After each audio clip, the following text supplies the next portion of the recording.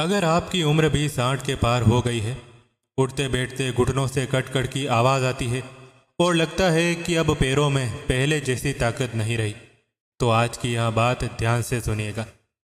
आज मैं आपको रसोई में मौजूद वो 7 चीज़ें बताऊंगा जिन्हें अगर आपने अपनी थाली का हिस्सा बना लिया तो बुढ़ापे की कमज़ोरी और थकान आपसे कोसों दूर रहेगी। ये वो चीज़ें हैं जो हमारे पूर्वजों के ज़माने से चली आ रही है और इनका असर किसी जादुई दवा से कम नहीं है। नमस्ते दोस्तों, बुढ़ापा उम्र का वो पड़ाव है जहां हमें शरीर को सजाने की नहीं बल्कि संभालने की ज़रूरत होती है।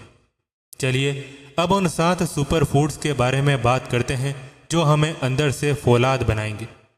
पहला, घी। पुरानी सोच कहती है कि घी से मोटापा बढ़ता है, लेकिन 60 के बाद हमारे जोड़ सूखे पड़ जाते हैं। शुद्ध देसी घी हड्डियों की चिकनाई के लिए सबसे ज़रूरी है। रोज 1 चम्मच घी दाल या रोटी में डालकर खाइए। दूसरा, अखरोट। यह दिमाग और याददाश्त के लिए रामबाण है। रात को 2 अखरोट भिगोकर रख दें और सुबह खाली पेट चबाएं। इससे दिमागी फुर्ती बनी रहती है। तीसरा, मेथी दाना।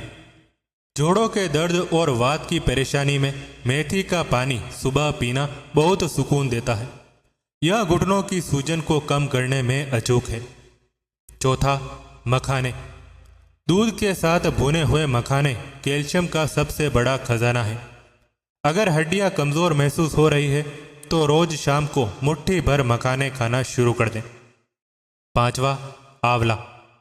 बुढ़ापे में आंखों की रोशनी और पेट की सफाई के लिए आंवले से बेहतर कुछ नहीं। इसे मुरब्बे के रूप में या कच्चा खाएं, शरीर में फुर्ती बनी रहेगी। छठा, हल्दी वाला दूध।